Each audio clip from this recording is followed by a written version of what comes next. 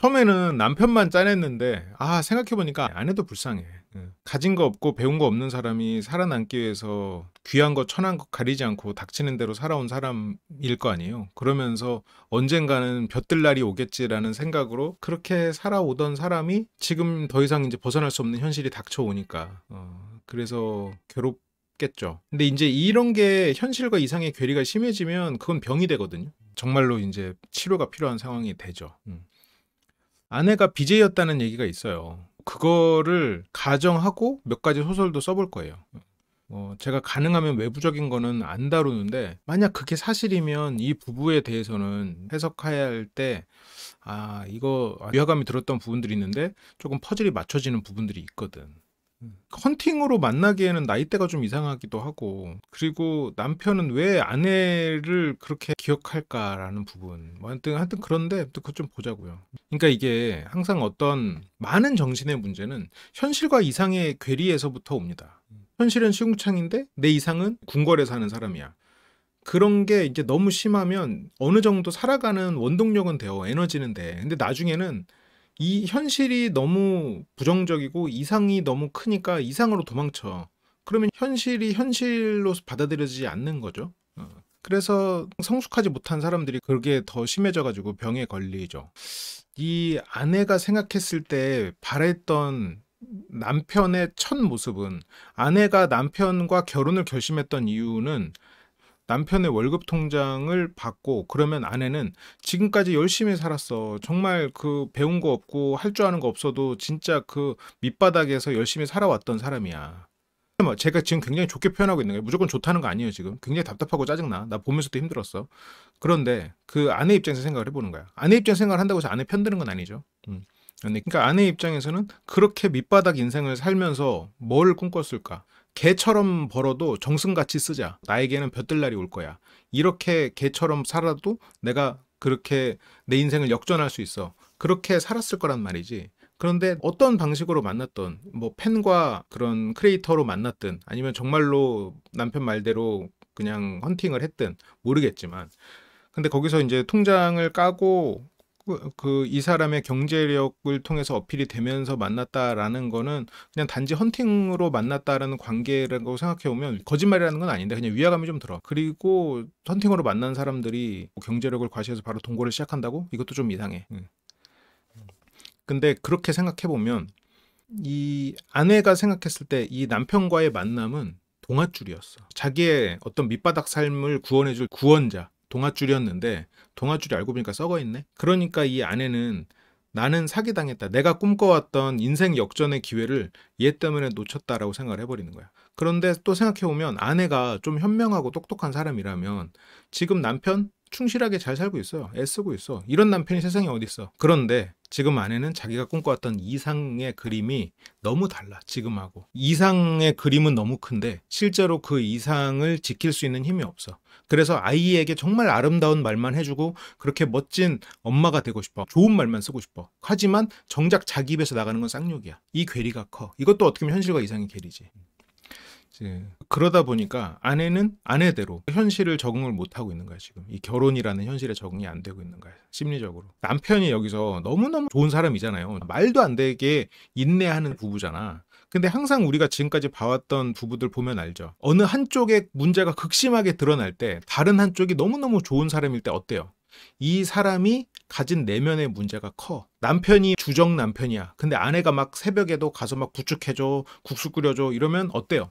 아내가 아픈 기억이, 트라우마에 시달린다거나 아니면 어떤 큰 결핍이 있다거나 그런 게 있어요. 이 남편 당연히 있지. 당연히 이 남편이 가진 결핍이 있겠지. 그 아내가 예를 들어서 과거에 그런 크리에이터고 이랬다면 그 중에서도 아내는 찬밥 더운 밥 따지지 않고 말 그대로 시청자들의 요구를 다 들어주는 그런 컨셉이었을 거란 말이죠. 지금 보면 어쨌건 막 일단 아내가 가진 거는 텐션과 아유 알겠습니다, 아유 죄송합니다 이렇게 말하는 것밖에 없어. 지금 그 텐션을 보고 실은 일반적인 모습은 아니란 말이에요. 그러면 저게 아내분의 컨텐츠였을 수 있겠구나라는 생각도 든단 말이지. 그러면 아내는 진짜 물불 안 가리고 열심히 산 거예요. 근데 그렇게 바닥에 있는 사람이면서 나의 스타, 왜 바닥에 있는 사람을 더 이 사람을 후원하게 될까? 지금 이 부부 얘기 아니고 그냥 가상의 이야기예요. 왜 그렇게 될까? 몇 가지 이유가 있죠. 하나는 내가 팬이 없는 곳에서 팬이 되면 내 영향력이 커져요. 상대적인 내 영향력이 커. 그래서 작은 규모의 그런 크리에이터들을 찾아다니는 그런 케이스가 있지. 내 영향력을 발휘할 수 있다. 두 번째는 그렇게 불쌍한 모습을 보면서 자신을 투영한다. 그런 측면들이 있죠. 그래서 이 남편은 아마도 어린 시절에 자신을 굉장히 불쌍히 여기는 사람일 가능성이 있겠죠. 그리고 아내를 불쌍하게 여기고 있을 거야. 내가 떠나면 안 되는 불쌍하고 착하고 정말 열심히만 살았던, 정말 찬밥 더운밥 가리지 않고 말 그대로 개처럼 벌어서 정성까지 쓴다는 의미에서 그렇게 개처럼 벌던 그런 모습들을 남편은 알아. 그래서 남편은 아내가 불쌍해. 그렇게 열심히 살고 그렇게 내가 아니면 감싸줄 수 없는 이 아내를 남편은 내가 망쳤구나라는 생각을 들어. 나의 스타니까. 내가 구원해줘야 될 사람이자 나의 스타야. 그러니까 이 둘의 결속은 단단할 수밖에 없는 거지. 그래서 이 부부는 이혼 못합니다. 이혼할 수 있는 부부가 아니에요. 그렇게 만약 관계가 맺어져 있다면, 물론 뭐 이거는 그냥 소설이에요. 약간 그 두 분의 모습이 그런 것들이 연상돼서. 그래서 남편은 지금 자신을 구원하고자, 그리고 자기의 스타에게 후원하는 마음으로, 그러니까 이 사람이 나보다 더 소중해. 자신을 소중히 하지 못하고. 그러면 이 남편은 이게 정말로 더 소설을 써보면 아버지와의 관계에서 문제가 있었을 가능성이 있어요. 근데 이제 아버지가 문제가 있는 사람이었다까지는 아니지만, 아버지가 부재했거나 아니면 아버지가 어떤 부분에서 너무 과한 평가를 했거나, 예를 들어서 탁구 부부 남편도 약간 그런 부분이 있었거든요. 그러니까 주변의 누나들에게 꽃을 사다 바치면서 환호를 받는 부분이 있었잖아요. 그것보다 조금 더 폐쇄적으로 표출된 게 지금 이런 상황인 거죠. 그래서 이번에 부분은 이게 심각해지면 정신병이 될 수가 있는 포인트예요. 진짜 많은 정신병들의 시작이 이상과 현실의 괴리예요. 현실을 현실로 받아들이지 못하고 이상을 현실로 받아들이는 게, 그게 가장 극명하게 드러나는 게 뭐예요? 조현병이잖아요. 그래서 이 아내는 빨리 그냥 현실을 받아들여야 돼. 이제 여기에서 아내가 그렇게 얼어붙은 마음으로 현실을 받아들이지 못하고 이상과 현실을 이렇게 오고 가고 이러면 진짜 이거는 문제가 나중에는 커질 수가 있어요. 나중에는. 그리고 아내가 좀 이상한 행동을 하는 그런 포인트들이 있는데, 그건 정말 사회생활을 제대로 안 해봤기 때문일 거라고 생각해요. 그냥 어디서 보고 배운 게 없어. 그래서 만약 아내가 남편이 똑똑한 사람이다, 잘난 사람이다 라고 아내가 완벽하게 믿을 수 있다면, 아내는 어쩌면 제법 잘 살 거예요. 이 사람은 내 윗사람, 이 사람은 나의 가장, 이렇게 머릿속에서 딱 확실하게 입력이 되잖아요. 그러면 아내는 거기에서 그냥 복종하고 그냥 시키는 대로 할 거야. 근데 이제 지금은 아내 입장에서는 사기꾼 이렇게 그냥 입력이 돼 있으니까 넌 사기꾼, 거기서 벗어나질 못해. 그 입력이 필요해요. 이 아내는 거기에서 벗어날 수 있는 정도의 이성적 힘이 없거든. 한 번 그렇게 꽂혔기 때문에 그냥 끝이야. 내가 꿈꿔왔던 이상적인 삶을 너는 만들어주지 못했어.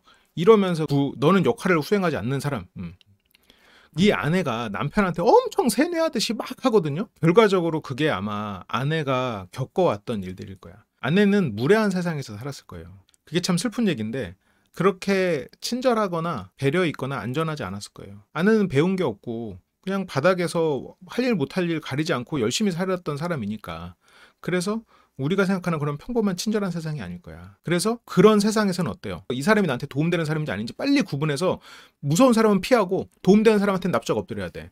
원래 우리가 이제 뭐 강강약약 이런 사람에 대해서 좋게 생각하고 강약약강에 대해서 좀 나쁘게 생각하지만, 자연은 어때요? 자연은 강약약강이야. 사자도 코끼리 보면 쫄아서 도망가고, 병든 애들 잡아먹어. 그 백수의 왕이라는 사자도 원래 강약약강이에요. 그런데 우리가 문명사회에서 살고 있고 그런 문화적인 것에 익숙하기 때문에 강강약약을 더 인간적인 사람으로 생각하지. 왜냐하면 약자를 보호해야 되고, 그들도 우리가 구성원으로서 받아들일 때 그들이 가진 다른 더 재능이 꽃피워서 사회가 더 안전하고 다양하게 되면서 그게 더 생존력이 높아지니까 그게 더 인간적인 것이라고 우리는 그것을 받아들이죠.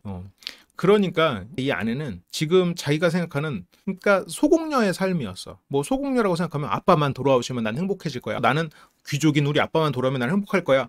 이런 사고방식을 살다가 아빠가 돌아왔는데 노숙자야. 그러면 여기서 이제 아빠가 미워 안 미워? 그러니까 귀족 아빠가 올 자리를 노숙자 아빠가 들어와가지고 배달하면서 지금 힘들게 살고 빚까지 져는. 그러니까 이 아내는 이 남편이 자기의 인생을 남은 그 빛나는 인생이 돼줄 그 동아줄이 있었는데 얘 때문에 그 동아줄을 날렸다고 생각하는 거야. 한번 그게 머리에 박히니까 아내는 그거에서 벗어나질 못해. 근데 생각해봐요. 만약 진짜 크리에이터였고 VJ였거나 그랬고 그 사람에게 후원하는 것으로 뭔가 행복감을 느끼는 사람이었다고 생각하면 그 사람의 삶은 어때요? 24시간 중에 그 사람에게 후원하는 그 순간이 행복해. 그 여성이 나로 인해서 숨구멍이 생긴다는 거니까. 그러면 평소에는 가족이든 아니면 주변 사람에게든 비난 혹은 실망감을 안기고 있겠죠. 그러면 평소에 무수한 비난 속에서, 물론 실제로 남편의 가족들이 남편을 비난했다고 생각하진 않아요. 근데 남편은 그렇게 느꼈다고 쳐보면 항상 수많은 비난 속에서 안에 감사함, 그런 칭찬이 이 남편의 삶의 디폴트 값이었어. 그게 그대로 옮겨온 거야. 비난도 안 해. 잠깐 한 번씩 칭찬을 하겠지. 그러면서 그게 남편에게 삶의 어떤 균형으로 자리 잡아버려 있을 수도 있겠다. 네, 그럴 수도 있겠다는 생각도 들어요. 제가 그래서 웬만하면 이분들의 외부 이야기를 안 얘기하는데 이 부분은 안 할 수가 없는 것 같아요. 그래서 좀 언급을 해야 될 것 같고요. 그런 생각을 하고 이 부부를 보면 둘 다 되게 불쌍해. 불쌍하고 안쓰러운 생각이 들어. 그러니까 가진 거 없고 배운 거 없고, 이게 가진 게 없고 배운 게 없는 게 처음부터 본인 탓은 아니었을 거 아니에요. 그러니까 거기에서 뭐라도 하고 살려고, 그리고 그러다 보면 거칠고 무례한 세상을 만나다 보니까 뺏고 뺏기는 새끼들도 많단 말이지. 주변에. 그러면서 여러 가지 상처들도 많이 받았을 거고, 항상 날서고 곤두선, 그리고 물질주의적인 사고방식에 젖을 수밖에 없는. 왜냐면 돈은 배신하지 않는다라는 게 결국 되니까. 그러니까 인생 자체가 마시멜로 실험처럼 일단 있으면 치워야 돼. 남편이 생각했을 때는 자기가 사랑하게 된 사람이고 내가 구원해주고 싶어 막. 그리고 화면 속에서 그 사람의 모습을 보면서 자신의 스타가 됐고. 그러니까 이 사람을 다시 빛나게 해주고 싶고 구원해주고 싶고 두 가지 마음이 다 있으니까 상당히 강력하게 연결돼 있는 거죠. 그래서 아내가 그냥 빨리 우리는 가족이다 생각하고 남편을 받아들이면 저는 그래도 이 가족은 괜찮지 않을까 싶기도 하고, 집착하는 부분, 그리고 사람을 대할 때 너무 그 날선 공격적인 부분, 뭐 이런 뭐 단점이 많지만 그래도 아이에 대한 사랑은 확실한 것 같거든요. 그러니까 아내는 사기 결혼이라고 생각하는 거야. 아내는 결혼을 통해서 인생이 역전될 줄 알았어. 최소한 자기가 멋진 사람, 그 이성적으로 보이고 멋진 사람이랑 결혼을 하든 아니면 안정적인 미래를 갖춰 줄 사람에게 결혼을 하든 뭔가 그 두 가지를 다 채워줄 사람을 만나고 싶은데 지금 이 남편은 둘 다 아니게 돼버린 거지. 결혼 3년 차. 두 분 다 나이가 좀 있는 상황에서 결혼을 했군요. 남편이 40대였으니까. 아내는 이게 사기 결혼이라는 생각을 하고 있는데, 왜냐면 그 본인의 자산이나 뭐 소득, 재력 이런 거를 처음에 속였으니까. 근데 그렇다고 해도 지금 남편은 이런 배달 일을 하시는 분들 중에서도 고소득자인 것 같아요. 배달 일 같은 경우에 고소득자라는 건 뭐야? 그냥 몸을 갈아 넣고 있다는 거예요. 몸을 갈아 넣고 있는 거고, 그 부분을 아내가 좀 인정해주고 남편을 존경하고, 그래서 이 아내는 남편이 존경받는 가장이라고 머릿속에만 박히면 그러면 이 집은 잘 살 수 있어. 지금 어쨌건 결과적으로는 그 배달 일을 하고 있지만 고소득을 만들어내고 있고, 그리고 아내에게 또 다 져주려고 하고 있고, 그래서 아이랑 놀 때는 이제 굉장히 발랄하거든요. 그러니까 보면 아내가 하나는 알고 둘은 모르는 사람이고, 뭔가 해야 된다라고 생각하면 앞뒤 가리지 않고 하는 사람이고, 아이한테도 이렇게 놀아준다 생각하니까 진짜 뭐 부끄럼 없이 막 놀아줘. 이게 쉽지 않아요. 이제 문제는 남편은 사기꾼이라고 하나만 아는 게 머릿속에 박혀버리니까 문제가 굉장히 커져버리지. 39살 이지은 씨. 지금은 전업주부로 일을 하고 있고 독박 육아 중인. 요즘엔 독박 육아 이런 말 하면 욕먹어, 혼나. 그거는 그냥 역할의 차이고 독박이 아닌 게 어딨어. 다 역할을 나눠서 하면 다 독박이지. 여기서 자기 어머니도 도와주고 남편도 보면은 애를 봐요. 퇴근을 하고 볼 때가 있더라고. 근데 이제 남편이 하루에 굉장히 긴 시간을 일해가지고 아이를 같이 보기가 뭐 쉽진 않아. 근데 그 부분에 있어서 서로가 이제 역할 분담이라고 생각하고 가야 되는데, 기저귀 갈기, 이불 빨래, 아기 밥 만들기, 밥 먹이기. 아니 너무 잘게 쪼갠 거 아니에요? 기저귀 갈고 이불 빨고 아기 밥하고 밥 먹이고 이거는 아까 다 포함된 거 아니야? 저게 다 잘게 쪼개서 무한반복이라고 해야 될 정도 일인가? 근데 애가 어린이집을 다니고 있습니다. 그냥 이거는 사기꾼을 만나서 난 독박 육아를 하고 있다라는 메시지를 스스로 계속해서 주입을 하고 있는 거야. 이게 아내는 남편에게도 세뇌하는 식으로 계속해서 반복해서 말하고 있거든요. 본인이 본인에게 지금 가스라이팅 당하는 거나 마찬가지인 거예요. 본인이 본인을 계속 힘들게 하고 있는 거야. 그 메시지를 본인에게 계속 주입을 하고 있으니까 빠져나갈 수가 없어. 조금만 하더라도 난 너무 힘들어. 남편에게 막 부글부글 쌓이는 거야. 헌팅을 남편분께서 하신 거예요. 작고 귀엽고 다리 예쁜 여자. 그때 또 어떻게 다리 예쁜 것도 봐가지고 적극적으로 대시를 했군요. 그 당시 남편의 배 나온 모습이 마음에 든 아내. 뚱뚱한 사람이 이상형이고 이게 3년 만에 홀쭉해지셨네. 건대에서 공교롭게도 나이대가 맞는 사람을 헌팅해서 4차까지 가고 그리고 이틀 뒤에 다시 만나서 마음을 확인했다. 아무튼 이 부부가 근데 이제 단지 이 정도만으로 만난 지 4, 5일 정도 만에 바로 동거를 시작했어. 근데 이제 그 동거를 시작한 그 이유가 남편의 재력이 확인됐기 때문이거든요. 만난 지 10개월 동거를 하고 임신으로 결혼을 하고. 근데 시청할 때의 충격은 좀 역대급이긴 했어요. 보는 게 힘들더라고. 가계 상황에 대해서 논의를 하고 있고 아내는 연애할 때부터 대출해서 놀고 먹고 한 줄은 몰랐었고 임신한 후에 알게 된 남편의 빚. 근데 이 남편은 이 아내를 붙잡기 위해서 빚을 내가면서 10개월을 버텼어요. 임신 후에 알게 됐다 보니까 동거 후 10개월 후에 알게 된 거잖아요. 갑자기 이 사람이 빚이 있대. 빚이 그리고 이제 주택담보대출이나 이런 거는 솔직히 뭐 없는 사람이 어딨어. 집 없는 사람이 많지. 집 있는 사람 중에는 다 빚 있죠. 그래서 남편 소유의 아파트 대출 6천만 원이랑 놀고 먹으면 쓴비 3천. 이거 6천은 빼야지. 이거는 그냥 집이랑 같이 가는 거야. 6천은. 6천은 그냥 집이랑 같이 이건 빼야 되고 아내도 이거는 잊어야 돼요. 이거는 그냥 같이 간다 생각하고 이게 지금 아파트가 있는 정도면 뭐 괜찮지. 그런 것들이 다 합쳐져서 여기에 지금 달려 있는 거야. 3천만 원에. 미래의 나한테 짐을 넘겨버린 거죠. 남편의 대출이자는 뭐 최저 7%에서 최고 19%. 그래서 그 빚 다 갚는 조건으로 아기 낳는다고 했지. 임신을 하고 알았으니까. 근데 아내는 그 대출 자체를 굉장히 무서워하고 있는데 물론 지금 남편도 대책 없이 아내의 마음을 얻으려고 그렇게 돈을 썼죠. 돈이 아닌 자신은 존재하지 않으니까. 남편은 자존감이 굉장히 낮고 자신의 가치를 인정받아 본 적이 없는 사람일 거예요. 그러니까 지금 돈으로 사랑을 살려고 한 거고 그리고 저 불쌍한 사람을 구원함으로써 자신이 구원받으려고 한 거고 그렇게 생각하면 남편의 삶도 참 불쌍하고 자신이 없는 삶을 살았어. 항상 이런 걸 보면 한쪽은 천사 한쪽은 악마 그렇게 보이지만 실제로 그런 경우는 없죠. 악마도 천사도 없어. 악마도 천사도 존재하지 않아. 그냥 이 사람이 상처로 인해서 악한 행동을 하는 사람과 상처로 인해서 선한 행동을 할 수밖에 없는 사람으로 만나는 거지. 악마도 천사도 없는 거야. 보통 천사 같은 사람이구나. 아니죠. 상처받은 사람이지. 근데 아내는 같이 잘 살아보려고 빚까지 졌어. 근데 오빠가 나한테 대출하라고 시킨 거잖아. 근데 여기서 남편은 이 주택담보대출이 있고 여러 가지 사정이 있으니까 아내가 대출을 할 수밖에 없었나 보죠. 그 당시에는 이자가 다르니까. 그러니까 남편은 뭐 그만큼 아내랑 같이 살 수 있으니까 그런 건데 이게 부부가 됐으니까 두 사람이서 이혼할 때 정리하는 거면 몰라도 지금 이혼할 거 아니면 어쨌건 이런 정도 집에서 살고 있는 것도 실은 복이에요. 이런 정도 집에서 자기 집 있고 그렇게 사는 게 그게 쉬운 일 아니에요. 남편의 자산이나 지금 소득으로 따지면 굉장히 상위 클래스입니다. 자기 집 있다는 게 지금 남편 이거 지역 서울이죠. 그것도 건대 근처인 것 같은데 이게 어려워요. 그러니까.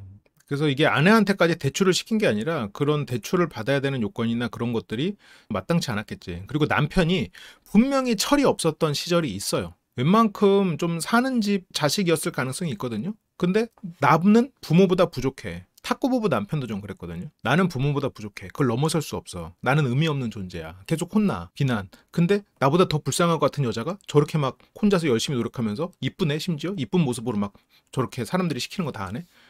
그러니까 이 사람을 나를 구원하는 마음으로 얘한테 돈을 보냄으로써 만족감과 영향력을 형성하면서 본인이 회복되는 감정을 순간적으로 느껴. 그러면서 점점 더 빠져들었죠. 그게 이 남편이었지. 남편이 철이 없었던 거야. 그러니까 그렇게 철이 없었기 때문에 이 가정이 시작됐고, 이 아내에게는 실은 그래서 결과적으로는 아주 복된 상황이 된 거야. 근데 이 아내한테 대출을 시켰다 막 이런 게, 이게 아내 입장에서 내가 대출을 시켰다 이것 때문에 막 그런데 가족으로서 더 낮은 대출을 선택한 거일 가능성이 있어요. 그래서 이거 아내도 우리를 위한 선택을 했다라고 생각하고 믿고, 남편이 지금 이제 정신 차리고 열심히 사는 사람이니까 이 남편을 머릿속에서 재구성해야 돼. 아내는 두 가지 단어가 안 들어가는 사람이에요. 아내는 남편은 사기꾼, 그 단어가 한번 들어가니까 다른 단어가 못 끼어 들어와. 근데 대출하고 나서 행동이 달라졌다. 갚을 돈이 없다며 아내의 빚을 갚지 않았다. 이거는 행동이 달라진 게 아니라 갚을 돈이 있었다면 애초에 빚을 내지 않았겠죠. 남편도 돈이 없었어요. 이 정도면 막 그 튼튼한 금동아줄은 아니지만 그래도 잡고 올라갈 수 있는 튼튼한 줄이에요. 썩은 줄 아니야. 갚을 돈이 없어서 못 갚은 거예요. 그래서 지금 겁나 열심히 살고 있는 거고. 이거를 아내가 몰라서 그래. 아내가. 그러니까 아내가 배운 게 없는 사람이다 보니까 하나가 머릿속에 들어오면 그냥 그런, 이 사람 나한테 빚내게 한 나쁜 사람 이렇게 되는 거야. 근데 이걸 알려줄 사람이 아내 주변에 없어요. 아내 주변에 뭐 알려줄 수 있는 사람이라고는 뭐 장모님 정도인데, 장모님이라고 뭘 이런 부분에서 야 그건 빚에 돈 없어서 그렇지, 야 네 남편 정도면 괜찮지, 이런 말을 제대로 해줄 수가 있겠어요? 몰라. 이 분의 어머니도 잘 몰라. 주변에 이런 걸 알려줄 수 있는 그런 어른이 없었어. 처음부터 빚을 숨겼기 때문에 아내의 입장에서는 오히려 잘 된 거예요. 이런 남편을 만나서. 안 그랬으면 진짜 책임감 없고 본인을 정말 이용하려고만 하는 사람들로 인해서 본인은 착취당하는 삶을 살았을 수도 있어. 왜냐면 이 아내는 하나가 들어오면 다른 새로운 게 못 들어오기 때문에 이용당할 수도 있는 사람이거든요. 이 아내는 안전장치가 없어요. 그래서 지금 이 아내에게는 이 남편이 정말로 튼튼한 안전지대가 돼줄 수 있는 거예요. 빚을 숨긴 거는 근데 처음부터 있었던 그 빚은 주택담보대출이니까 그건 빚이라고 생각하면 안 돼. 근데 그 3천만 원 쌓인 빚은 본인하고 1년 살면서 생긴 빚이기도 해요. 그때 세상 멋있는 후원자 사장님? 회장님? 코스프레를 해야 됐기 때문에 쌓인 빚이고, 그때 누릴 거 다 누렸고 이제부터는 평범한 삶을 살아간다 생각하고 이제 현실을 받아들여야 돼요. 그래서 사기 결혼이라 생각하는데 여기서 빨리 벗어나야 돼. 근데 이제 남편은 네, 이해합니다. 제가 돈을 벌지 못하고 모아둔 게 없으니까 아내가 자기 이름으로 대출을 받게 됐고 이런 것들이 복합적으로 꼬이고 쌓여서. 근데 이제 남편 입장에서는 6천만 원의 주택담보대출이 있고 만약 자기가 이름으로 대출을 하자니 그게 주택담보대출에 뭐 이자가 오른다거나 아니면 뭔가 그쪽 대출을 연장할 수가 없거나 뭐가 있었겠죠. 그리고 원래 남편은 아마 부모님으로부터 지원을 받을 수 있는 사람이었을 거예요. 근데 이 아내를 만나면서 부모님하고 연이 끊겨버렸고 그러면서 이제는 자기가 삶을 책임져야 되는 상황이 돼버린 거지. 이게 완전히 세뇌당한 것 같잖아요. 저도 그런 생각을 좀 하면서 봤는데 그게 아니라 남편은 자기가 원하는 삶을 살고 있는 거예요. 남편이 아내를 만나서 자존감이 낮아지고 세뇌를 당한 게 아니라 남편은 이 여자를 구원하는 것으로 자신을 구원하는 선택을 했고 그 안에서 행복을 느끼고 있는 거죠. 이 남편 실제로 영상으로 보잖아요? 더 힘들어. 그래도 성실한 남편이야. 그건 사기가 아니죠. 그 마인드의 차이야. 근데 이 아내의 방식은 진짜로 가스라이팅 방식을 쓰기는 해요. 남편의 정신이 건강했어도 무너지기가 쉬운 방식이야. 근데 애초에 남편의 정신은 그렇게 건강하다고 보긴 애매한 부분들이 있어요. 그래서 아내는 네가 나한테 잘해준 게 뭔데? 라고 남편의 집에서 남편의 소파 위에 앉아서 남편 그렇게 잘해준 게 뭔데라고 얘기하고 있네요. 남편의 학습된 무기력은 아내를 만나기 전부터 학습돼 있었을 거예요. 그래서 자신을 비난하고 자신을 무기력하게 만드는 그런 환경에서 그 잠깐의 오아시스 같은 그런 패턴은 지금도 여전히 똑같죠. 아내가 100번의 비난 중에 한 번의 어떤 다정함이 있을 거거든요.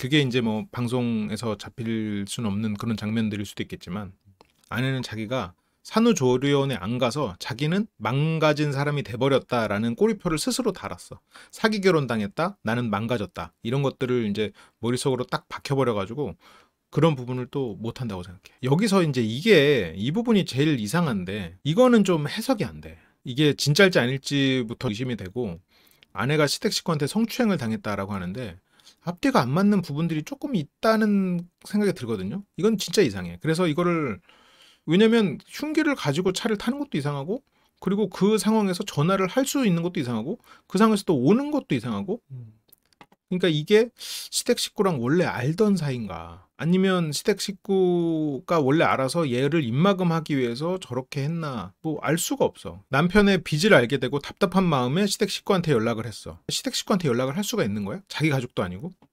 영진 오빠 여자친구인데 빚 때문에 스트레스 받는 통화 가능할까요? 이걸 전화를 하는 것도 이상하고 그러면서 거기서 술 취한 시댁 식구가 그런 얘기는 만나서 해요 해서 그날 바로 그래서 그날 바로 만날 수 있는 사이야? 그동안에 연락을 한 번도 안 했는데 갑자기 이렇게 바로 만날 수 있는 사이가 된다고? 이것도 이상하지.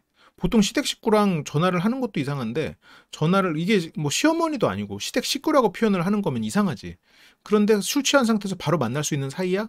그것도 이상하고. 그리고 원래 알고 지내던 사이인데 뭔가 입막음을 할 필요가 있었나? 여기서부터 일단 이상한 게 벌써 2건 나왔지. 그래서 당시 아내는 제가 차를 타고 와서 커피숍에서 볼까요? 근데 아내 차에 타겠다고 했고 그래서 운전을 시작하자 돌변을 했다는데 운전을 하는데 신차를 만지고 그랬다는데 운전을 하는데 신차를 만져? 그럼 차선에 놓고 내리고 도망가야지. 거기 어차피 블랙박스 다 있을 텐데. 그러면서 뭐 널 내 여자친구로 삼을 거야.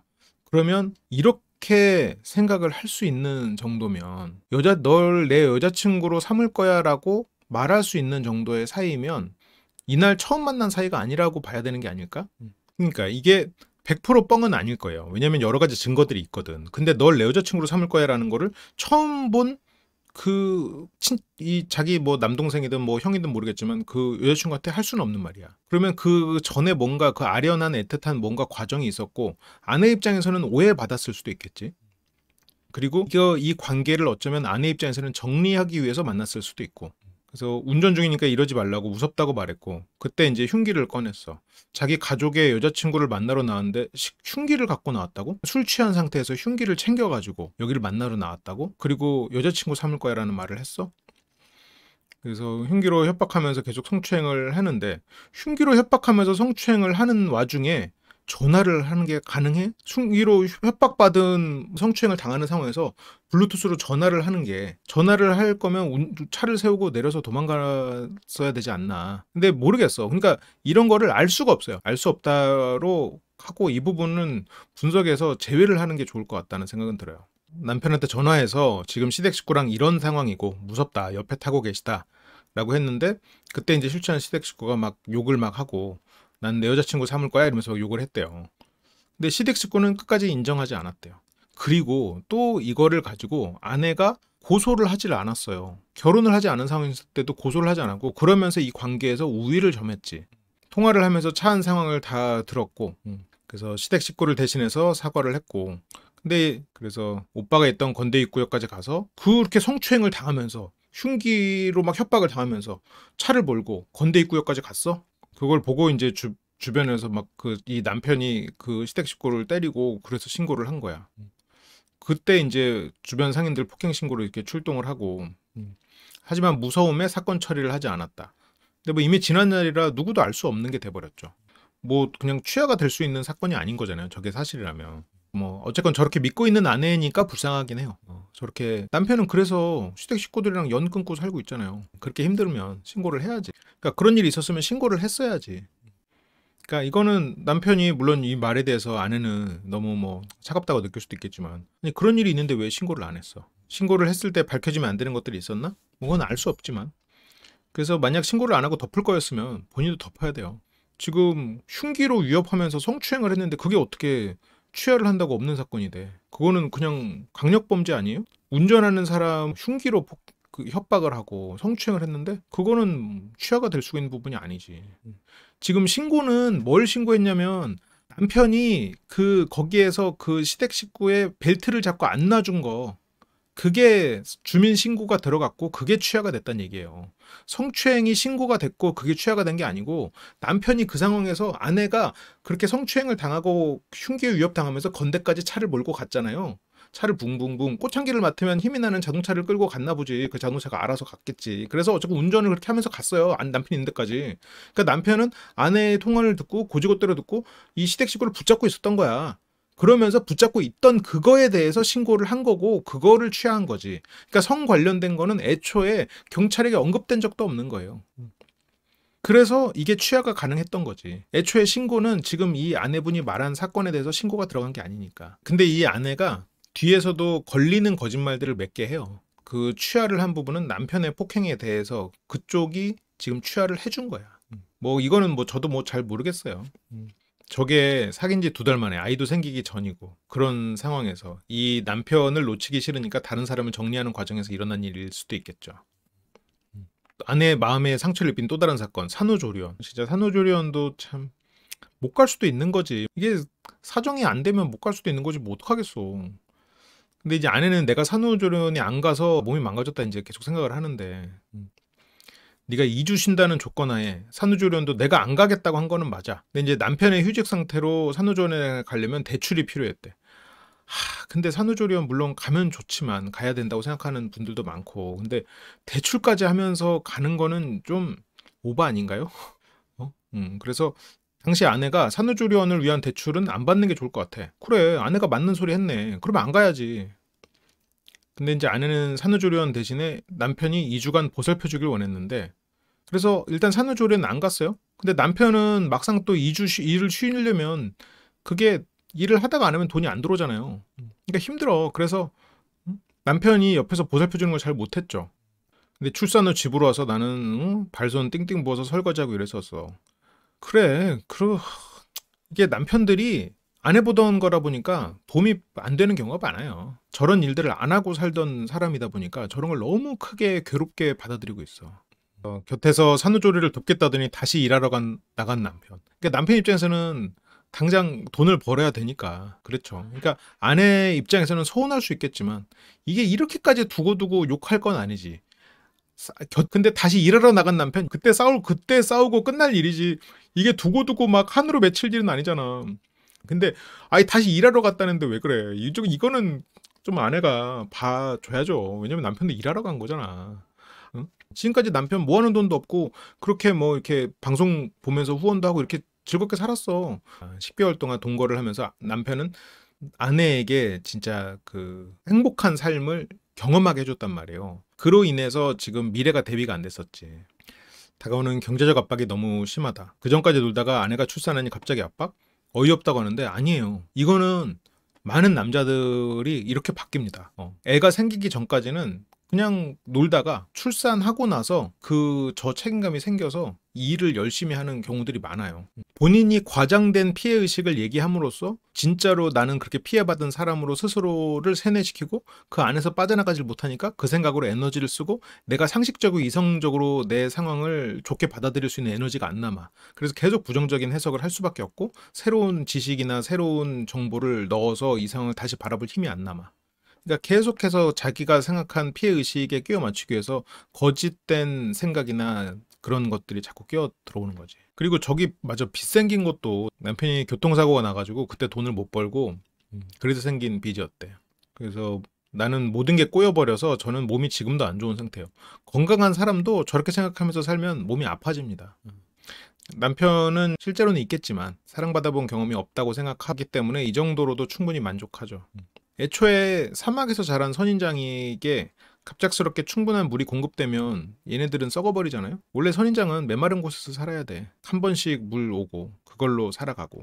너무 잔인하고 슬픈 얘기인가요? 내가 말하고도 좀 그러네.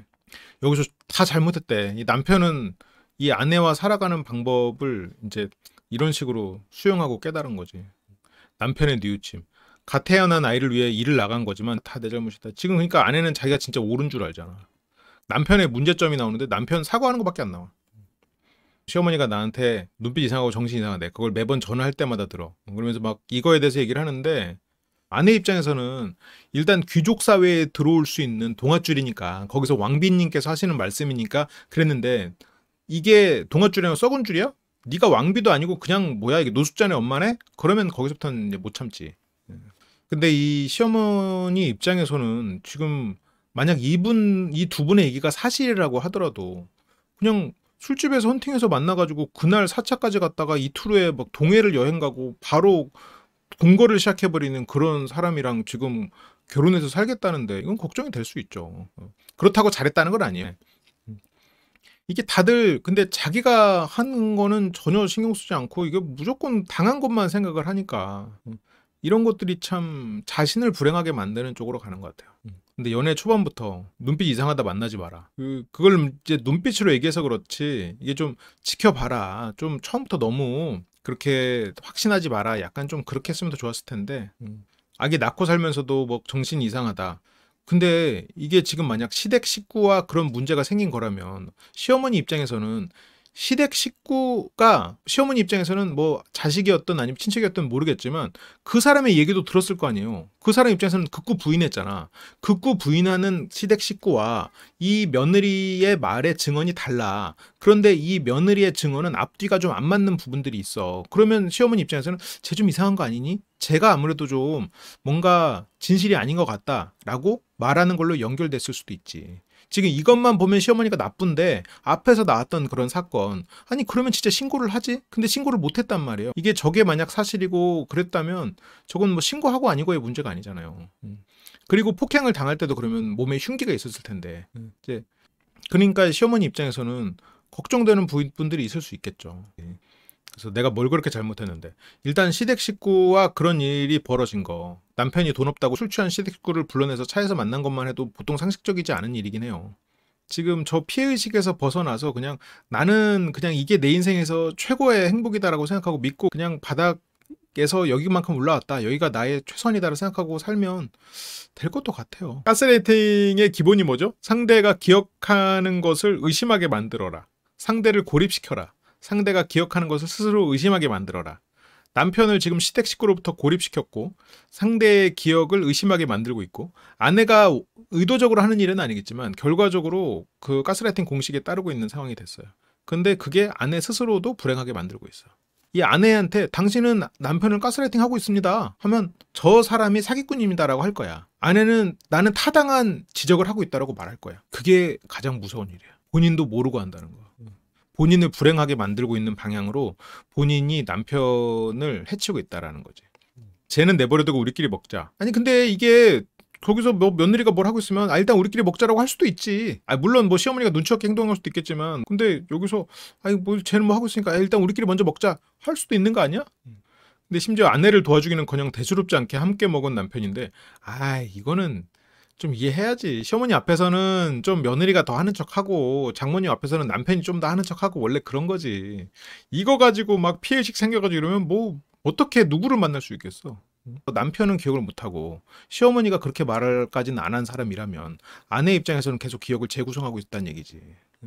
지금 시어머니랑 연을 끊게 할 정도로 남편이 잘못했고 시어머니가 잘못했냐 그렇게까지 생각하는 거는 이거는 본인이 너무나 감정적으로 어떤 사실에 대해서 재구성을 하는 게 버릇이 돼 있는 거야.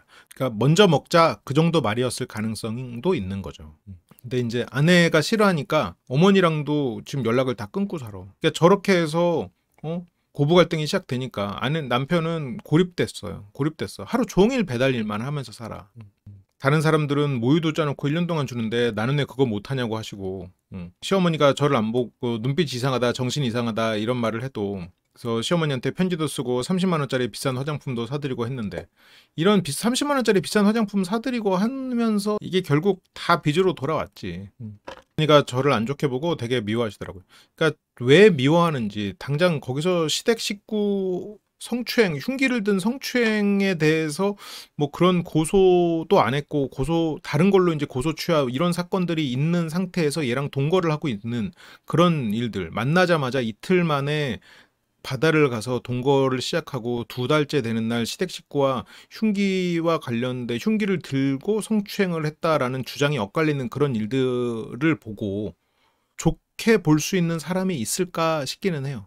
그리고 이게 만약 그 앞에서 여러 가지 이제 가설들을 세운 그런 크리에이터와 팬의 만남이었다면 더더욱이 시어머니 입장에서는 좋게 보이진 않았겠지.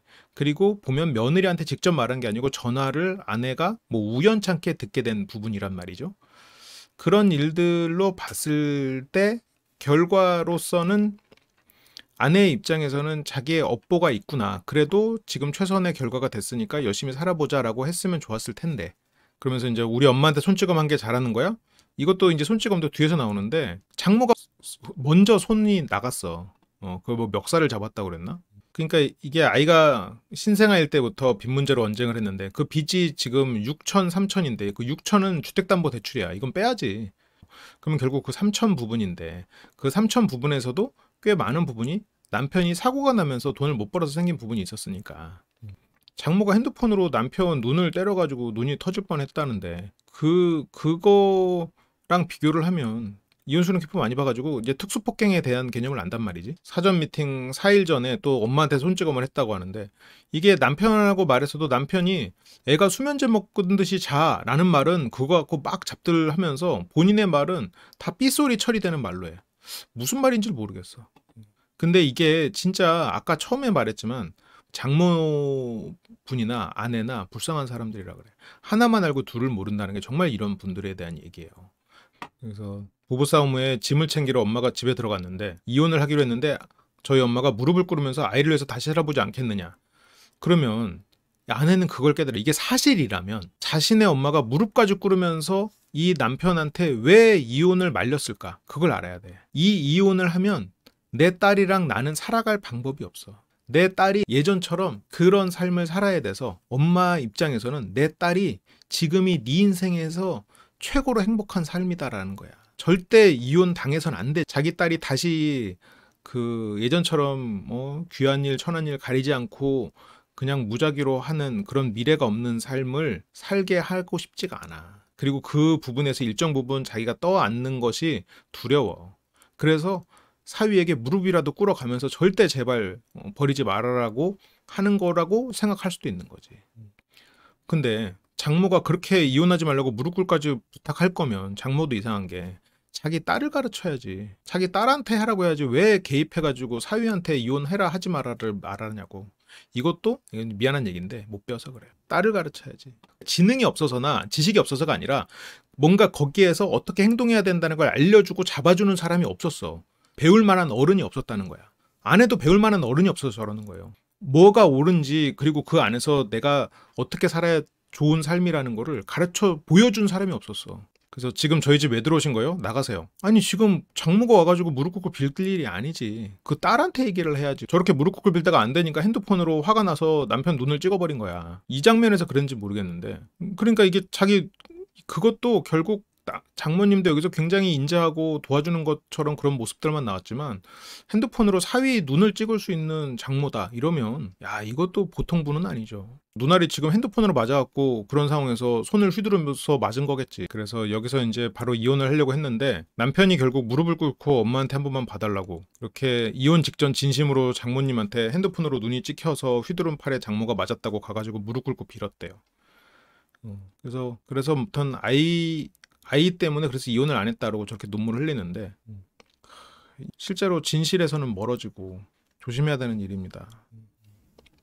그래서 뭐 아이가 열 40도 나는데 코인 노래방 가서 노래 부르는 게 너 때문에 열 나는데 거길 가. 여기서 또 항상 그렇죠. 넌 남 탓. 자기는 피해자. 남 탓. 아이가 산소호흡기 끼고 응급실에 있다고 구라. 이것도 나중 뒤에 가면 이제 거짓말로 밝혀지거든요. 저기서 아내가 막 산소호흡기랑 응급실에 갔다고 하니까 남편이 저거 확인하려고 경찰 불러가지고 아니면 뭐 앰뷸런스 부르고 막 그러거든요. 응급실 다 뒤져보고 막 전화를 돌려보고 그것도 다 거짓말이었어. 심지어 장모랑 짜고 거짓말을 해. 장모가 집에 있으면서 문을 안 열어줘. 왜냐면 문 열고 들어오면은 애가 멀쩡하니 있는 게 걸리니까. 그러니까 이런 일들을 거짓말을 하고 있기 때문에 그리고 피해의식에 젖어 있기 때문에 앞에 이런 것도 믿을 수가 없는 거야. 하나가 거짓인데 두 개는 아니겠어? 그리고 장모랑 짜고 거짓말을 하는데 이거를 이 사람들을 믿을 수가 있어? 그런데 이 남편은 이 아내를 믿죠. 이 남편은 이 아내를 통해서 구원받고 있거든요. 자신을 투영해서 구원하는 것과 그리고 이 여자를 구원함으로써 본인의 자존감을 올리는 게 연결돼 있어서 이거는 남편의 굉장히 깊은 사랑이고 지금 남편이 처한 상황은 남편의 원래 삶과 크게 다르지 않아요. 아내가 생각하는 남편의 문제점은 습관성 거짓말인데 아내는 너무나 큰 거짓말들을 해. 그래서 전화를 해도 애가 열이 난다고 말해도 네가 애 안 보잖아. 장모님이 다 보잖아. 그러면 장모님이 애를 많이 보고 있다는 상황이죠.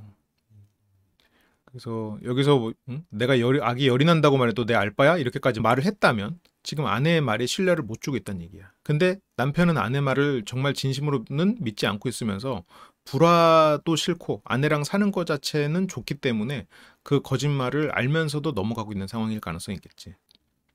아, 코인 노래방에서 4곡 불렀대요? 그거를 못 참아가지고 그 일들이 난 거야? 내가 못 잊고 있는 거고. 남편이 못 해줘서 살이 빠졌고, 남편이 못 해줘서 내가 지금 이렇게 불행하고. 이렇게 되는 거지. 그럼 남편은 지금 계속 밑빠진 독에 물을 부어야 되는 거야. 이렇게 되면 아내가 어느 순간 남편이 지쳐서 쓰러지면 어떡하려고. 그래서 자기 잘못을 남편은 다 인정을 하고요. 지금 그러니까 아내 측 입장을 보면서 아예 아내가 저럴 수도 있겠다 생각하시는 분들 있을 거예요. 저도 이해합니다. 그럴 수 있을 것 같아요. 보통 아침 9시부터 자정까지. 아침부터 자정까지 배달 일이라고 하면 야, 이게 가능한 거야? 9시부터 자정까지 오토바이를 타고 다니는 거잖아. 와, 이게 아니 그냥 저게 힘들겠다 정도가 아니라 그냥 가능해? 하는 생각이 들어요. 와, 9시부터 9시까지만 일해도 미칠 것 같은데. 그래서 대출 원금과 이자 잘 갚아가고 있어요. 야, 이자만 갚는 것도 쉬운 일 아닌데 원금까지도 갚고 있군요. 그래서 건대 주변에서 남편이 배달을 했었는데 거기서는 탑3, 건대 탑3. 야, 월 평균 700만 원. 와, 진짜 저거는 이 미래를 끌어와서 버는 돈이다. 월 평균 700. 지금까지 배달하시는 분들 중에서 최고 수익을 내고 있는 게 아닐까? 근데 야, 하루에 15시간을 오토바이를 타고 다니면서 근데 저렇게 막 살이 빠져가고 있으니까 이거 어떡하냐 이거. 저걸로 어떻게 유지해? 진짜 대단하다. 식사도 서서 먹는 커피와 초코바. 야, 이거 진짜 정말 미래를 끌어다 쓰는 상황이 돼버린 거지. 그래서 집에 와서 먹는 밥이 첫 끼이자 한 끼. 네, 그러니까 이 아내도 고생하고 남편도 고생하고 있고, 그러니까 이 아내가 지금 나에게 주어진 최선의 삶이다라고 생각하고 남편을 사기꾼이라는 프레임에서 본인 머릿속을 바꿔야 돼요. 이건 지금 남편이 사기꾼 이게 아니라 남편은 가장, 이걸로 바꿔가지고 나는 행복해, 남편은 가장, 딱 이거를 머릿속에서 키워드를 진짜 딱 때려 박을 수만 있으면 이 아내는 잘 살 수 있을 거라고 생각해요. 물론 그게 막 갑자기 드라마틱하게 아내가 생각했던 그런 이상적인 삶이 되지는 않겠지만, 남편이 저 꼬실 때 저 앱을 보여주면서 나 하루에 80만 원 벌어 하는 거예요. 그래서 만나자고 그렇게 저를 꼬셨어요. 그런데 두 분이서 꼬셨다고 해봤자 건대에서 4차까지 간 첫날, 그리고 이틀 후에 같이 바다를 간 거, 그거밖에 없잖아요. 이틀 동안 그렇게 절 꼬셨다고 하기에는 한 번 보여준 거 아니에요? 거기서. 그러면 저거는 언제 보였어? 첫날 건대에서 헌팅해서 4차까지 간 날? 아니면 이틀 후에 바다 갔을 때? 언제야? 첫날 4차까지 간 날 보여줬겠죠. 아내는 저 하루 일당 80만 원을 사랑한 거고, 아내는 막연하게 이혼하면 더 좋은 삶이 있을 거라고 생각하죠. 그날 밤 홀로 아이를 보는 딸을 위해 찾아온 친정엄마. 근데 밥통을 확인하고 밥이 없으니까 남편한테 전화 걸어. 밥이 없으면 없다고 얘기하든가. 근데 남편은 전날 저녁에 밥 먹었어. 지금 남편이 20시간 전에 먹은 밥 가지고 지금 혼나고 있어. 여기서는 지금 패널들이 왜 그거 가지고 뭐라고요 하는데 아내는 지금 이해를 못해. 아내는 자기가 24시간 만에 남편에게 밥이 없는 거 가지고 뭐라고 하는 거를 잘못했다고 생각 안 해요. 그걸 모르는 거야. 그러니까 아내는 예 잘못했습니다. 그러니까 뭐 그냥 바로 그냥 예 잘못했습니다 하고 그냥 바닥에 엎드리듯이 그냥 사과하고 그냥 네 잘못했습니다 하고 그냥 무슨 서비스업에서 진상 고객 만난 것처럼 행동해. 야, 너 언제 와? 얼마 벌었어? 얼마 벌었는지. 애초에 그걸 보고 결혼했는데 그게 없으니 남편 배달하는데 놀이터에서 애가 먹는 걸로 남편이 왜 혼나는 거지? 다 너 때문이야. 왜지? 맨날 나사 빠진 짓만 골라서 해가지고 애가 멍들었대. 근데 여기서 진짜 이런 데도 아내가 좋아요? 근데 여기서 네 좋아요. 허허. 근데 아내 입장에서는 여기서 애 보는 것보다 밖에 나가서 일하는 게 오히려 안 힘들어 막 이렇게 말을 하는데, 아내는 만약 그 과거에 우리가 아까 말했던 게 사실이라면 애 보는 것이 더 힘들 수 있겠지. 서장훈 씨가 이제 그렇게 자꾸 남편 일하는 것에서 비하할 필요는 없다. 그러니까 내 비하 안 할게요. 죄송해요. 그러니까 바로 사과를 해. 지금 죄송해요라고 할 얘기가 아니거든요. 네, 죄송해요. 잘못했습니다. 이게 그냥 바로 나와. 권위 있는 사람이 혼내면 바로 그냥 찍소리 없어. 그냥 죄송합니다. 잘못했습니다. 그냥 바로 나오는 게 이 아내의 삶을 보여주는 것 같아요. 남편이 집에 와서 집에 잘 못 들어와. 바깥에서 살짝 기도하듯이 집안에는 한 발짝도 안 들어오고 환복을 하고 자기한테 이제 냄새가 난다고. 물론 냄새가 나겠지. 하루 종일 15시간을 그 오토바이에 앉아가지고 배달 일을 했는데 냄새가 안 나면 이상하죠. 이게 감기가 옮을까봐 그렇다고. 여기서 남편이 아내를 변호해요. 그런데 생각해보면 아내의 팬이야. 지금 이 남편은 근데 저 아내를 통해서 얻는 게 뭘 배우고 이 사람을 통해서 뭘 심리적 그런 즐거움을 얻은 게 아니고 불쌍한 여인을 내가 도와줌으로써 영향력을 행사하는 게 일단 커요. 그러다 보니까 더 빠져나갈 수가 없어. 세상에 영향력을 발휘하지 못했던 사람이 영향력을 발휘하는 경험을 한 거거든요. 그러면서 그거에서 더 중독된 거고, 또 하나는 그리고 이 사람이 내 말을 들어주는 아름다운 여인이야. 그러면서 거기서 사랑으로 커져 버린 거지. 그래서 내가 사랑하고 내 말을 들어주는 천사 같은 여인, 그 여자 욕하지 마세요가 되는 거야. 근데 이거는 뭐 그래서 이걸 뭐 누구를 탓하겠나 싶어요. 그러니까 이런 서사를 가지고 보면 좀 이해가 가. 이게 없이 보면 굉장히 이상해. 지금 아내가 애를 재우는 상황이었나요? 지금 밖에서 지금 장모님하고 같이 앉아있네요. 와, 이거 진짜 불편하겠다. 그리고 애한테 자야에 혼나. 그래서 막 예민하게 지금 반응하는데, 근데 이 남편은 15시간을 일하고 와가지고 그렇게 돈 벌고 온 남편이 못 쉬는 상황이에요. 아내는 남편 얼굴만 봐도 화를 내고, 그리고 방에 옷을 못 꺼내게 해. 뭐 미리 꺼낸다고 하면 그 전날 24시간 전에 꺼내놓고 가야 되는데 그게 쉽냐고. 아니 이거는 아내가 좀 15시간 일하고 있으면 본인이 좀 꺼내줄 수도 있는 거잖아. 근데 이제 이런 것들을 역할을 못 본 거야. 뭔가 이게 뭐 밖에서 힘들게 일한 뭐 배우자에게 뭔가 이 사람을 챙겨주고 이런 거를 못 본 거야. 뭐 아내가 하루 종일 일하고 들어왔어? 남편이 옷을 챙겨주고 뭐 이렇게 씻는 것도 도와주고 할 수도 있지. 집안일도 할 수 있는 거고. 반대로 뭐 남편이 그랬으면 그런 거 도와줄 수도 있지. 근데 그걸 못 본 거야. 경험해보지 못했어. 보지도. 그러니까 여기에서 그 전에 다 꺼내놔야죠 옷을. 그러니까 여기서 진태현 씨도 어이가 없으니까 그러니까 15시간 전에 옷을 꺼내놨어야 한다는 거죠. 그러니까 네. 그러니까 이런 것들이 벌써 이 아내는 이게 상식인 거예요. 아내의 상식선에서는 이게 상식인 거야. 그래서 아내가 삶의 행복한 삶의 기준이 없었다는 거야. 환상만 존재했던 거지. 근데 환상은 우리에게 생활 양식을 가르쳐 주진 않아요. 그러니까 드라마로 연애를 배운 사람들이 연애를 잘 못하는 이유는 연애라는 24시간의 모습에서 아름답거나 갈등이 있는 모습 10분만을 보여주거든요. 그래서 그 갈등을 막 해도 되는 줄 알아. 아니면 막 엄청 막 꽁냥대도 되는 줄 알아. 근데 이제 그게 전부인 줄 아는 거죠. 이 아내는 남편이 지금 상위 5% 안에 드는 고소득자임에도 불구하고 지금 이거를 만족하지 못하고 있는데, 그리고 남편이 한숨을 쉬어도 계속 혼나. 새벽이 되어서야 첫 끼이자 마지막 끼니를 먹는 남편. 그래도 상추도 씻어주고 고기도 구워준 아내. 주물럭을 그렇게 잘하신다고? 그런데 와가지고 노려봐. 이거 뭐 무서워서 뭐 먹겠나 이거. 그러니까 남편은 고기 구워줘서 너무 고마워. 야 고기도 이제 네가 구워 먹어. 그래도 칭찬하고도 혼나고. 왜 남자가 고기 하나를 구울 줄 몰라? 옆에 서가지고 너랑 밥 먹는 모든 게 너희 엄마 생각나 이러면서 계속해서 옆에서 먹고 있는데 갈고. 시어머니랑 남편 얼굴이 똑같아서 화가 난대. 무슨 말을 해야 될지 모르겠고 이렇게 밥 먹는데, 그러니까 아내가 야 그러면 너 밥 먹지 마, 그리고 너희 엄마한테 해달라 먹고 있는 거. 너무 감정적. 남편이 지금 뭘 했어? 왜 뺏기는 거야? 지금 남편은 내가 지금 어떻게 해야 되지? 젓가락은 갈 곳을 잃었다. 그럼 먹지 마 하면서 뭐 반찬을 치우거나. 그래서 왜 사람 먹는 거 가지고 그래? 야 이건 진짜 지렁이가 밟으면 꿈틀하는 정도네요. 쭉 인내하던 남편도 한마디. 난 네 목소리조차 싫어. 집에 같이 있는 것 자체가 싫어. 이러면서 아내는 막 처음에는 막 싸우다가도 어느 순간에는 큰 소리를 못 낼 것 같기는 해요. 근데 남편은 그렇게 만들고 싶진 않겠지. 아내가 되게 이 방송만 보면 잘 그런 게 안 나오는데 은근히 눈치를 많이 보는 사람이에요. 겁도 많고 눈치를 많이 보는 사람이어서 저런 거 하나하나 지금 너무 거슬리는 거야. 남편이 분노 조절 장애라고 생각한다. 근데 남편은 맞죠? 제가 약속을 안 지킨 거니까요. 아내가 어떤 말을 해도 참겠다고 약속했던 팬으로서 약속한 거야. 애가 엄마 아빠 이제 말도 하고 그러네요. 그러니까 장단점이 있다는 거야. 또 좋다는 건 아니고. 그런 장점을 좀 흡수하고 배워야 될 필요도 있었을 텐데. 샤워 중에 대답 없으면 혼나. 그렇게 이제 남편은 육아를 시작하고요. 남편 말투가 이제 너무 훌륭해가지고 칭찬을 받는 장면입니다. 그래서 와 근데 야 이거 진짜 완전 수면제를 먹인 것 같네 라는 표현 정도는 어떻게 보면 관용구로 쓸 수 있는 거잖아. 근데 저걸로 또 엄청 혼내. 근데 아기한테 함부로 말하는 건 싫어요. 그러면서 아기 앞에서 그러면 남편을 존중하는 모습을 보여야 돼. 그러니까 수면제는 뭐라 그러고.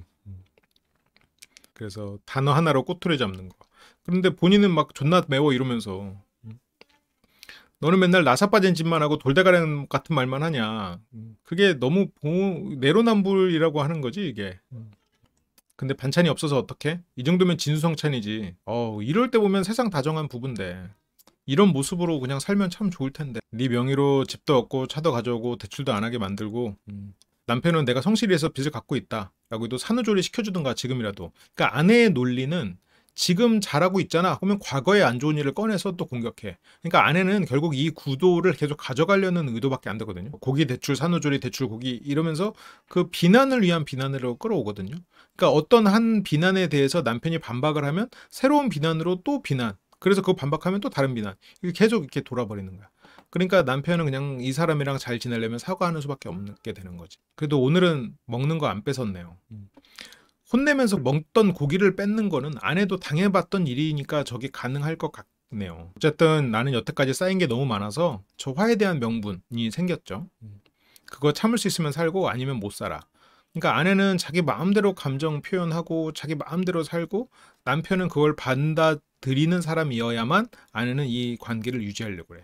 그리고 아내는 남편이 자기랑 이혼을 못하는 걸 알기 때문에 뭔가 남편이 개겨? 그럼 이혼해? 이렇게 바로 나와. 아내는 그만큼 외롭고 불행한 사람이죠. 아내는 눈치를 보고 불안도가 높은 사람이지. 권위에 바로 구부리는 사람이고 자기의 감정 그리고 어떤 하나의 전제 뭔가 이게 더 이상 새로운 걸 넣지 않는 사람이거든요. 남편이 우리가 새 가족이 잘 살길 바라는 거니까. 근데 이제 아내는 잘 살길 바라면 그러면 안 됐지. 또 과거 얘기. 뭐 지금 15시간 일하고 온 사람한테 지금 또 과거 얘기, 과거 얘기. 그놈의 대출을 안 하고 살 수는 없어? 왜 굳이 그걸 해야 돼? 이건 아내가 잘 몰라서 그러는데. 아니 지금 이 집을 살려면 주택담보대출이 없으면 살 수가 없었던 거니까 그때 대출을 했던 거고, 물론 그것이 뭐 부동산이 오르냐 내리냐 해서 어떤 투자의 개념이라면 물론 그거는 여러 가지 서로 의견이 충돌할 수 있겠지만, 아니 주택담보대출인 걸 뭐 어떻게 해. 근데 이 남편이 대출을 받게 된 속사정에는 이게 남편이 작년 9월에 교통사고를 당했어요. 교통사고를 당해가지고 그동안 수입이 끊기는 바람에 자기가 그때 이제 대출을 하게 한 거죠. 그래서 이거는 남편이 갚을 수 있는 돈이야. 그래서 아내는 사고 쳐서 아이 낳게 했고 아이 지우자 했잖아. 왜 이 상황까지 만드는데. 근데 남편은 이 아내랑 너무 살고 싶었겠죠. 이 아내랑 있을 때 숨통이 트이거든. 자기 삶에서는 행복을 경험했고. 근데 아이를 그렇게 아끼고 수면제라는 말도 못 쓰게 하는 사람이 저기서 애를 지우자고 했잖아. 저런 말을 한다는 거는 정말 아이러니하네요. 그래서 지금 아이는 지웠을 것 같아요. 계속 힘든 것보단 낫다고 생각했어요. 이런 말은 또 쉽게 하네. 저걸 하루 종일 듣고 있으면 남편도 마찬가지겠지. 나를 보듬어주지 않으니까. 그러면 이혼을 바라는 게 아니에요, 실은. 남편이 자기를 보듬어주고 다정하고 막 그러기를 갈망하는 거지. 자신이 경험해보지 못한 이상적인 남편, 이상적인 아버지가 돼주길 바랐는데 지금 이상적인 남편이에요. 근데 그 이상치가 너무 높은 거야. 아내는 할 말이 없을 때 야 이혼하자, 그게 답이야. 이거를 무기로 삼죠. 저럴 에너지를 조금 더 생산적인 데다 쓰면은 이 가족에게 참 좋을 텐데. 아기가 산소호흡기 차고 있는데 코인 노래방 갔다고 혼났던 일. 아기가 아픈 게 누구 때문이야? 다 탓받고 있죠. 목욕을 잘못 시켜서 열이 40도까지. 이것도 인과관계가 확실하지 않은 건데 열이 40도까지 난 것도 저게 이제 사실이 아니고, 일하는 중에 전화를 받았어. 애가 입원해서 산소호흡기를 달고 있대. 근데 병원이 어디냐고 물었더니 안 알려줬어. 그래서 병원 위치를 알아봐서 병원에 전화해봤더니 거기가 없대. 거짓말이었어. 집안에 인기척인데 문을 안 열어준다고 해서 가봤더니 장모님이 문을 안 열어줬어. 장모님이랑 짜고 거짓말을 한 거야. 이러니까 장모가 좋게 보이냐고. 그러니까 걸린 거, 경찰까지 동원해서 증거가 있고 걸린 거는 거짓말이라고 또 인정을 해요. 인정 안 할 수가 없겠지. 걸렸으니까. 안 걸린 거는 그러면 거짓말일 가능성이 있다는 얘기죠. 그러니까 인터뷰에서 거짓말한 거네요? 하고 서장훈 씨가 몰아붙이니까 입원을 하지 않은 걸 입원했다고 거짓말을 한 거죠. 결국. 인터뷰에서도 거짓말을 한 거지. 재빨리 응급실 간 건 맞아요. 막 아내 편을 들고. 근데 어쨌건 아내는 너한테 응급실 한 얘기 거짓말이야. 근데 너한테 거짓말 좀 하면 어때? 야, 역시 아내가 바로 거짓말 프레임에서 나왔죠. 거짓말 좀 하면 어때? 너는 열나도 너는 신경 안 쓰는데. 신경 안 쓰는 게 아니라 일하고 있었거나 그런 거지. 근데 이제 남편도 알아요. 자꾸 과장이 붙거나 바꿔서 이야기하는 부분이 있고. 그러다 보니까 이제 신뢰가 안 되는 거지. 남편이 아내 말을 믿을 수 없게 됐는데 못 믿어도 그냥 미안해라고 해버리는 상황에 이르러 버린 거예요. 그러니까 여기서는 이제 아내는 이제 인신공격으로 들어가죠. 니네 가족들 다 쓰레기야. 우리 엄마 때린 것도 쓰레기야. 근데 이것도 장모 폭행의 사건도 여기서 나오는데 내가 장모님 친 거 잘못이고 그러니까 친 거 아니고 손찌검 한 건 이렇게 말해야 되는 거야. 예, 남편이 저랑 싸우면 친정엄마가 있을 땐 집을 나가요. 근데 그러면 우리 엄마는 못 나가게 하려고 남편 멱살을 잡아요. 야, 자기 딸이랑 사위가 싸웠다고 사위 나가지 말라고 사위 멱살을 잡아. 야, 이거를 지금 아내분께서 자기 엄마의 잘못이 없다라고 생각하고 이거를 너무나 당연하게 얘기하고 있다는 게, 그래서 이거는 잘못된 기준값에서부터 출발하고 있어서 못 배웠다라는 얘기를 하는 거예요. 엄마가 멱살 잡은 정도를 남편은 때렸다고 생각했을 거다. 이것도 상식적이지 않거든요. 그러니까 이거는 흔하게 일어나는 일이야. 이 집에선 지금 사위 멱살 잡는 정도는 흔하게 일어나는 일이야. 남편의 기억은 아내가 집을 나갔고 장모님이 아내 짐을 싸려고 왔는데 아내한테 장모님한테 이제 집을 너무 자주 오니까 자제해달라. 아니 뭐 그럴 수 있지. 근데 거기서 장모님이 먼저 휴대전화 모서리로 저를 때렸고, 그래서 장모님한테 휴대전화로 눈을 맞았어. 그래서 거기서 반격이 나간 거야. 아내 말만 들어도 장모가 상식적이지 않고 남편 말까지 들으면 야, 이건 특수폭행이죠. 근데 이제 장모도 자기가 잘못했다고 생각하니까 지나간 일을 왜 자꾸 꺼내 하면서 그 말 하지 말라고 하죠. 근데 뭐 내가 용서했어? 어떻게 장모를 손찌검해? 이게 지금 아내분이 진짜 이거 모르는 사람이어서 이거를 세상에 공표를 한 거야. 아내분이 좀 상식이 있는 사람이었다면 이거를 세상에 대놓고 얘기하지 않죠. 이건 부끄러운 일이거든. 사위가 잘못된 거지. 당연히 잘못된 거지. 아무리 나도 때렸지만. 이런 걸 보면 남편 쪽 증언이 맞는 것 같아요. 장모님도 나도 때렸지만 이라고 말하는 걸 보면 기가 막힙니다. 그래서 뒤에서 살짝 이렇게 쳤다고 뭐 하면서 엄마 말을 듣고 쌍방폭행을 인정하는데, 뭐 그래서 엄마 때린 게 잘한 거야? 근데 장모님 먼저 휴대전화로 때려서 나도 욱해가지고, 근데 뭐 아내는 휴대전화는 못 들었고 이런 것들이 이제 기억이 나죠. 다르죠. 그러니까 남편도 야, 휴대전화로 때리면 특수폭행이야. 이렇게 남편이 자기가 할 말을 하니까 왜 나한테 화내고 난리야? 무적방패. 아니 내가 그런 거 아니라니까? 지금 나한테 큰 소리 낸 거야? 지금 나한테 화 안 내기로 해놓고 너 분노 조절 장애야? 미안. 야, 이거 무적방패. 네가 감히 지금 지지한테 화냈어? 나한테 화 안 내기로 해서 내가 지금 결혼해 준 건데? 할 말이 없어. 이렇게 이런 식으로 대화 주제를 계속 바꿔가면서 갈구죠. 애를 누가 안고 있었냐? 남편은 자기가 안고 있었대요. 근데 아내는 못 봤거든. 근데 심지어 애를 남편이 안고 있었는데 장모님이 핸드폰으로 때렸다. 이러면 진짜 남편 입장에서도 되게 받아들이기 힘든 상황이죠. 그러니까 아내는 자기가 할 말 없으면 결국 그러면 같이 살지 마. 이혼해. 남편 없으면 계속 전화하면서 밥은 왜 그래 이래저래 하면서 계속해서 남편이 빨리 집에 오길 바라면서도 또 그러다가 어떤 선을 넘으면 맞는 거죠. 뭐 몽둥이로 맞는 거지. 뭐도 하여튼 몽둥이가 아니어도 하여튼 그 폭력을 행사하는 건데 맞는다고요? 누가요? 제가요. 이 남편은 폭력 당한 흔적이 여기 남아 있군요. 아내가 또 폭력적이기도 하지. 그러면서 여기서 막 그 아내가 폭력을 쓰는 그런 게 또 영상에 남겨져 있고요. 그래서 여기서 이거 눈알 터진 거는 아내가 던져서 터졌구나. 어머니는 휴대전화로 눈알을 터트린 건 아니고 딸이 터트렸네요. 그게 약간 이 집에서 가문에서 내려오는 그런 무술인가 보네요. 휴대전화로 안면 공격하는 게. 근데 이제 딸 쪽이 조금 더 무공 초식이 더 잘 완성됐나 보다. 이게 진짜 배운 대로 살고 있는 거죠. 참 자기가 살아왔던 삶을 벗어나서 자기가 원하는 이상을 현실화 시키려면 결국 자기가 노력해야 돼요. 누군가가 구원해 주지 않아. 힘으로 저지할 생각은 안 해봤나요? 힘으로 저지했다가는 또 폭력을 행사했다고 그걸로 3년, 30년 그거 갖고 들을 텐데 힘으로 저지하려고 잡았어요. 그게 아니라 아내가 폭행으로 신고해버리는데 구속당해. 그러니까 싸우기 싫으니까 도망가고 이러는 거지. 그래서 아내는 앞으로도 화낼 거다. 네가 고마움을 표현해야 내가 치유될 것 같아. 그러면서 아내는 계속해서 남편의 무한정적인 헌신을 요구하죠. 여기서 진짜 말도 안 되는 끔찍한 일이 벌어지는데, 이거는 내 입장에서는 이게 더 끔찍한 일이거든요. 남편 주소록에 있는 사람들 다 초대해가지고 다 불러. 그 다음에 거기서 남편 욕을 해. 남편 주소록에 있는 모든 사람을 다 불러 와가지고 이 사람 빚이 어떻고 이러면서 막 이렇게 장문의 욕을 막 이렇게 해가지고 심한 욕설까지 써가면서, 이거는 내가 부끄러운 게 아니라 이거는 만약 아내가 이런 짓을 하잖아요. 아내가 부끄러워. 와, 이건 정말 이게 무슨 개망신이냐 이거. 이거 그 보이스피싱 하는 사람들이 쓰는 방법 아니에요? 이것도 불법이지. 아니 지금 뭐 불법인 게 한두 개예요. 여기서 일반 친구만이 아닌 스승님과 선생님들까지 초대하는 건 아닌 것 같네요. 주위 분들한테 피 주지 마시고 무슨 일 있으면 두 분이서 핵실하게 팝니다.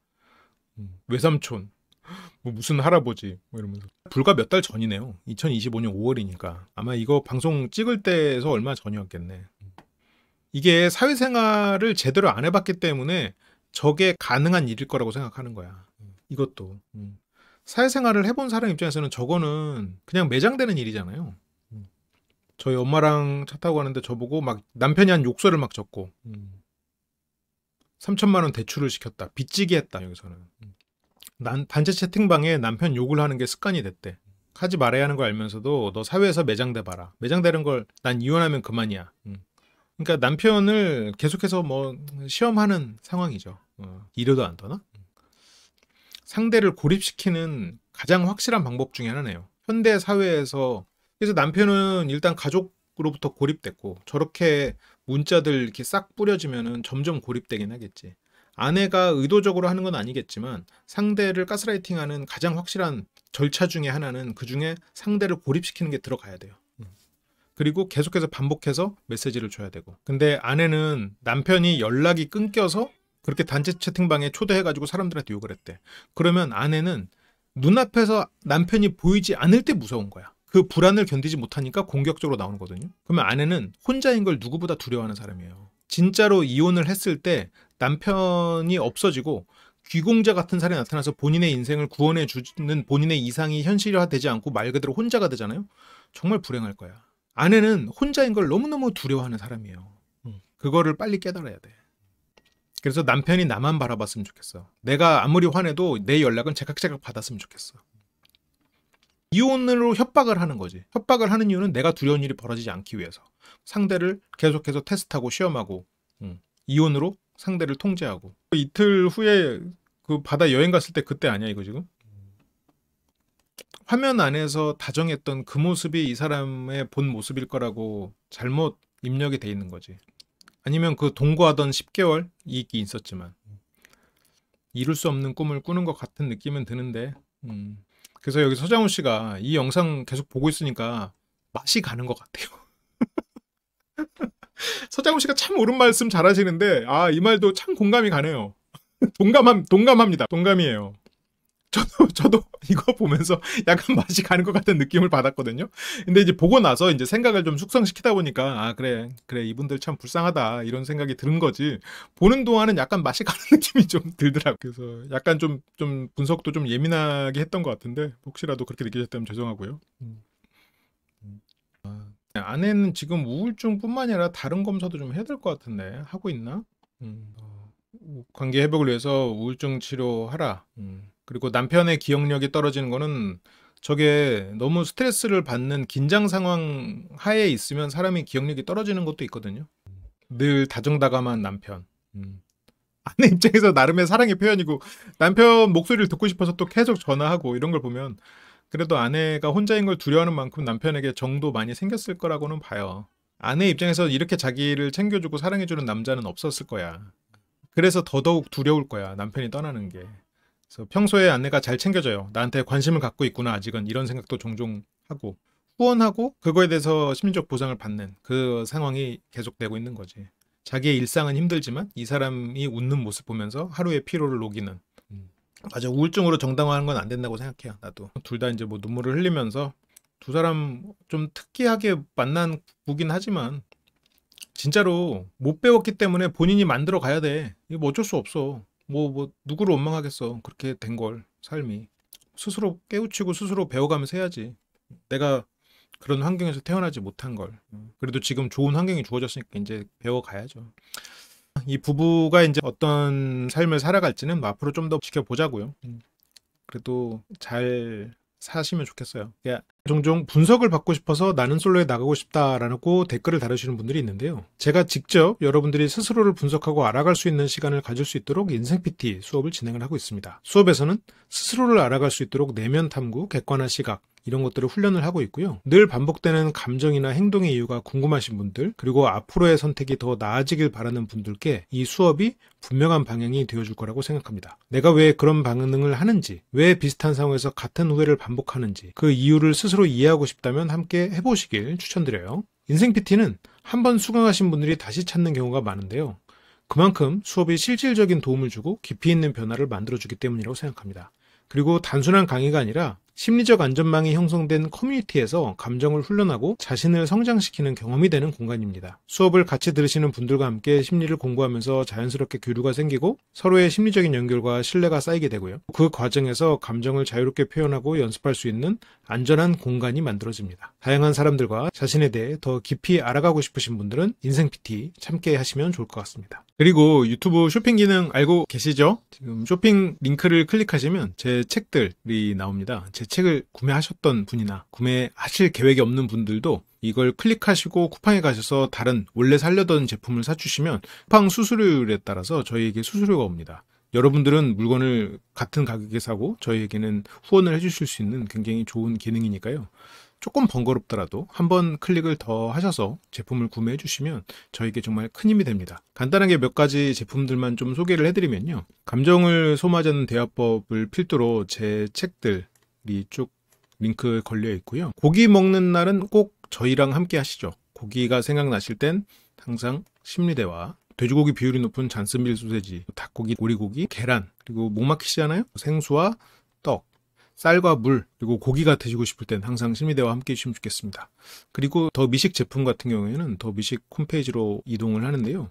유튜브에서만 살 수 있는 제품 조합들도 있다고 해요. 혹시나 라면이나 더미식 즉석식품 구매하실 분들은 여기에서 제품을 구매해 주시면 저희에게 정말 큰 힘이 됩니다. 네, 항상 사랑해주고 지원해 주시는 심리대와 심쿵이 여러분 너무너무 감사드리고요. 저희 채널에 도움을 좀 주고 싶은 마음이 있으셨던 분들은 쿠팡에서 쇼핑을 하실 때 꼭 저희 사이트에서 쇼핑을 클릭하고 쿠팡에서 물건을 사주시면 정말 큰 힘이 될 것 같습니다. 그리고 멤버십 알고 계시죠? 한번 하면은 빠져나갈 수 없는, 여러분들이 멤버십 한 거를 절대 후회하지 않도록 열심히 여러분들에게 재밌고 도움이 되는 콘텐츠로 계속해서 만나 뵙도록 하겠습니다. 항상 감사합니다.